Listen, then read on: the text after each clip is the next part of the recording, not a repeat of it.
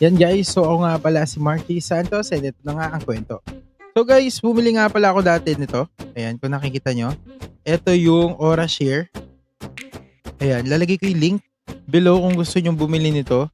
Ayan, meron ako dating Aura Share, yung napakita ko sa inyo. Pero ito yung isa sa pinakabago kong binili na Aura Share. Actually, siguro mga around ilang months na ba to? January pa lang to yan. January lang to. 2026. Ayan, kakabili-bili ko lang din ito. And para siyang yung sa may Jisoo Life type na ganun. Ang gusto ko sa kanya is may declip siya. Ayan, ito.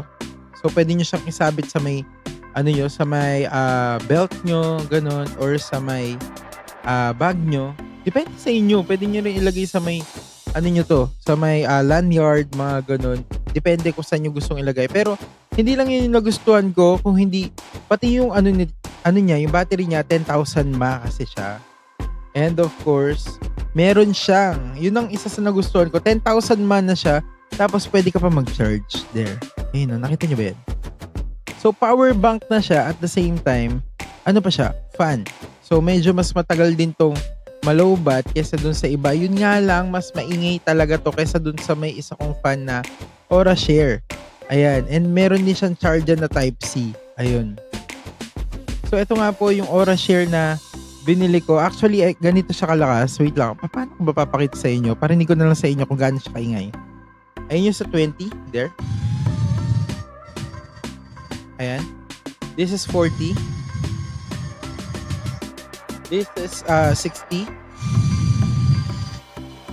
80. 100. After 80, 100 na siya. Ayan. So, actually, maingay talaga siya. There.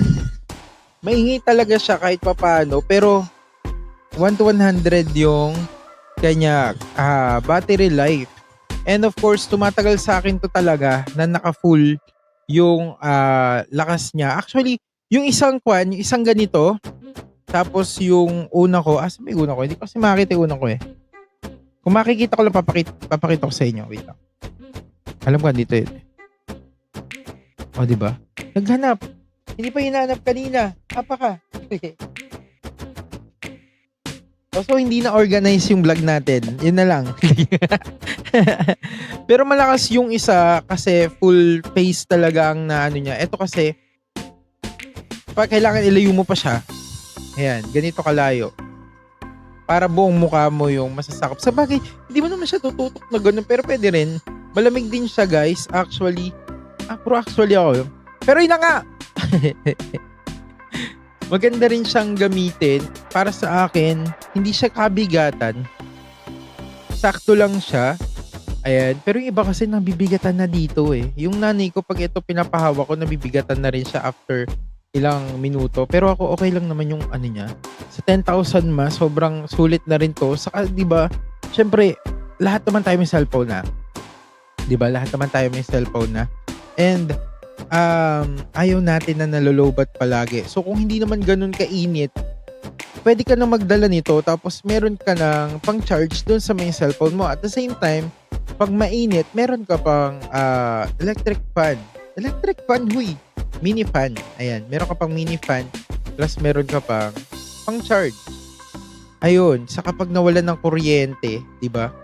Kung kailangan mo ng battery ng cellphone mo, yung kung na-drain man yung cellphone mo, pwede mo i-charge dito. At the same time, pwede ka na rin mag-fan dito. Yung bumuga ng hindi.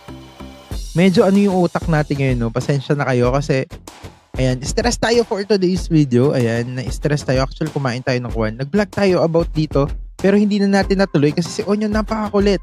Katulad ngayon, nangungulit na naman siya. O bakit ba? Bakit? Pakita ka dito. Dito ka. Ayan, bakit? Kiss mo ko. Ay, mga kiss. Ay, nagugutom na yata to. So, hanggang dito na lang muna, guys. Ayan. Nangungulit na, nagugutom na. Ayan, so magsaing muna. Hindi pa ako nakakasaing eh. Pero yun na nga, maraming salamat. God bless. Ingin po kayo palagi.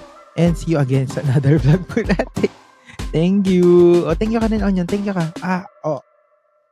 Ayan.